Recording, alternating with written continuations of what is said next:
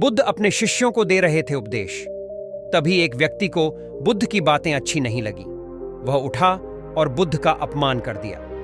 बुरी बातों को बार बार याद करने से हमारी परेशानियां बढ़ती हैं, मन अशांत होता है। इसीलिए दुख देने वाली बातों को भूलकर आगे बढ़ना चाहिए। इस संबंध में गौतम बुद्ध का एक प्रसंग प्रचलित है। गौतम बुद्ध अलग अलग क्षेत्रों में भ्रमण करते और अपने शिष्यों को उपदेश देते थे। एक गांव में वे उपदेश दे रहे थे।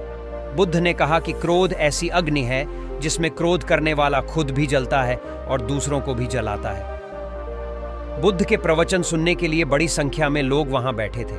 उन लोगों में बहुत गुस्से वाला एक व्यक्ति भी बैठा हुआ था। उसे ये बातें पसंद नहीं आई। वह अचानक उठा और बोलने लगा कि बुद्ध, तुम पाखंडी हो। बद ही बड़ी बातें करना ही तुम्हारा काम है। तुम लोगों को भ्रमित कर रहे हो। तुम्हारी ये बातें आज कोई मायने नहीं रखती हैं। व्यक्ति लगातार बुद्ध को अपमानजनक बातें सुना रहा था। वहां बैठे सभी लोग ये देखकर हैरान थे कि बुद्ध ये सब शांति से सुन रहे थे, लेकिन कुछ बोल नहीं रहे थे। क्रोधी व्यक्ति बुद्ध को शांत देखकर और ज्यादा क्रोधित हो गया। वह बुद्ध के पास गया और उनके मुंह पर थूककर वहां से चला गया। घर पहुंचकर क्रोधी व्यक्ति का मन शांत हुआ तो उसे अपने किए पर बहुत पछतावा हुआ। वह बुद्ध से क्षमा मांगने पहुंचा, लेकिन उस गांव से बुद्ध पड़ोस के गांव के लिए निकल चुके थे।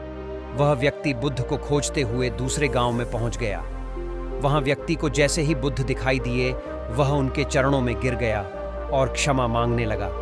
बुद्ध ने उस व्यक्ति से पूछा, तुम कौन हो और क्षमा क्यों मांग रहे हो? उस व्यक्ति ने कहा, क्या आप भूल गए? मैंने कल आपके साथ बुरा व्यवहार किया था, आपका अपमान किया था। बुद्ध ने कहा, बीता हुआ, कल मैं वहीं छोड़ डॉच आया हूं और तुम अभी भी वहीं रुके हुए हो। तुम्हें गलती पर पछतावा है, तुमने पश्चाताप कर लिया। अब तुम निष्पाप हो गए हो। बुरी बातें याद करते रहने से हमारा आज बर्बाद हो जाता है। इस आदत की वजह से भविष्य भी बिगड़ सकता है। इसीलिए बीते हुए कल की बातों को भूलकर आगे बढ़ना चाहिए।